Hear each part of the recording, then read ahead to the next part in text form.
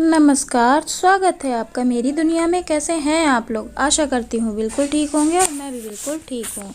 तो आज मैं इस वीडियो में बताऊंगी कि घर में केले का पौधा लगाना चाहिए या नहीं लगाना चाहिए, क्योंकि केले के पेड़ की गुरुवार को पूजा की जाती है। हर व्यक्ति को पॉसिबल नहीं होता है कि वह मंदिर में जाकर केले के पेड़ की पूजा कर पाए। घर गृहस्थी में अनेकों कार्य होते हैं, छोटे छोटे बच्चे होते हैं, कुछ महिलाएं अकेले ही घर गृहस्थी को संभालती हैं, तो हर कार्य बाहर जाकर पॉसिबल नहीं हो पाता है। तो चलिए जानते हैं कि घर पर केले का पेड़ लगाकर हम उसकी पूजा कर सकते हैं या नहीं कर सकते हैं। तो बने रहिएगा मेरे वीडियो के लास्ट तक। अभी तक अगर आपने मेरे चैनल को सब्सक्राइब नहीं किया है तो नीचे दिए गए सब्सक्राइब बटन को हिट कर दीजिए, बेल आइकन को दबा दीजिए, ऑल में क्लिक कर दीजिए, जिससे मेरे वीडियो के सारे नोटिफिकेशन आपको मिलते रहें। तो चलिए शुरू करते हैं। केले का पौधा बहुत ही शुभता लिए हुए होता है। यदि आप इसको घर में लगाना चाहते हैं तो ध्यान रखें उसकी शुद्धता की, उसमें किसी भी प्रकार की गंदगी ना जाने दें। केले का पेड़ दो प्रकार का होता है, एक फल देने वाला और एक बिना फल देने वाला। घर पर आपको सबसे पहली बात है कि केले का पेड़ गमले में लगाना चाहिए, ज़मीन पर ना लगाएं, क्योंकि उसकी जड़ें बहुत दूर दूर तक फैल जाती हैं, इसीलिए घर में लगाना ठीक नहीं होता है। दूसरा, इसको लगाते समय दिशा का बहुत अत्यधिक ध्यान रखना चाहिए। तीसरा, कि फल वाला पौधा घर पर नहीं लगाएं। घर पर बिना फल का पौधा ही लगाना चाहिए, क्योंकि जिस पेड़ में फल लगता है उसकी पूजा कभी नहीं की जाती है। इसको घर के फ्रंट में कभी ना लगाएं, जब भी लगाएं घर के पिछले हिस्से में लगाएं। आप अपनी छत पर या घर के पीछे वाली बालकनी में लगा सकते हैं, और जब भी पूजा करनी हो तो उसको पूजा स्थल में रख लें।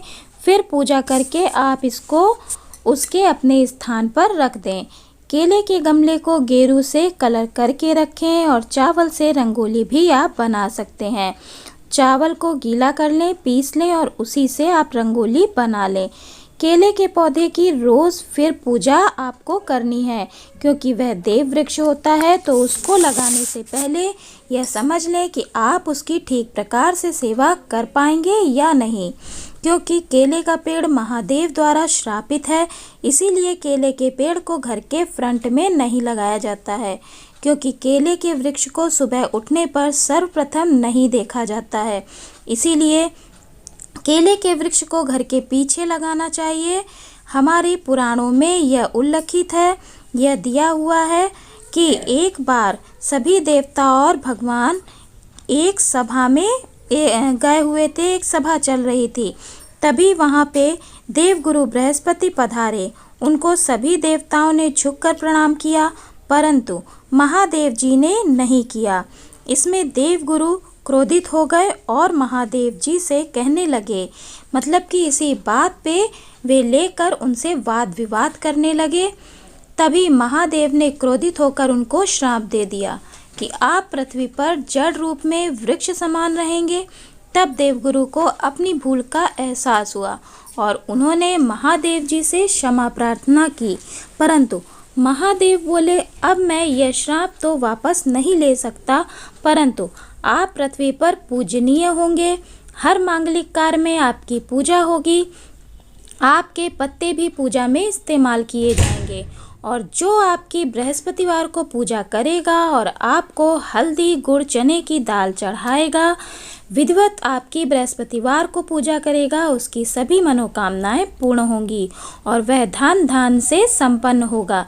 लेकिन केले को सुबह उठते ही सर्वप्रथम नहीं देखना चाहिए, इसीलिए इसको घर के पीछे रखें, और जब भी केले का पौधा अपने घर में लगाएं तो साफ सफाई का विशेष रूप से ध्यान रखें, प्रॉपर ध्यान रखना चाहिए।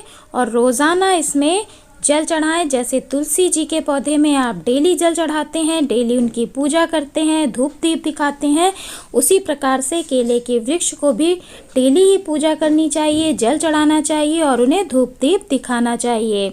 और जो केले का पौधा है उसके जड़ के पास वाले तने में लाल रंग का या तो आप कोई कपड़ा बांधें या फिर मौली अवश्य बांधें, उसको ऐसे खाली नहीं छोड़ना चाहिए।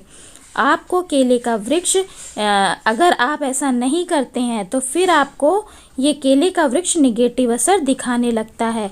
इसको उत्तर या पूर्व की दिशा में ही लगाना चाहिए, क्योंकि यह देव वृक्ष होता है, इसीलिए इसको उत्तर में भी आप लगा सकते हैं, पूर्व में भी लगा सकते हैं और उत्तर पूर्व के कॉर्नर में भी लगा सकते हैं। तो यह शुभ फल देता है। शाम को इसमें घी का दीपक आपको अवश्य लगाना चाहिए और इसमें हल्दी का जल अगर आप अर्पण करते हैं तो आपके बृहस्पति धीरे धीरे मजबूत होते चले जाते हैं।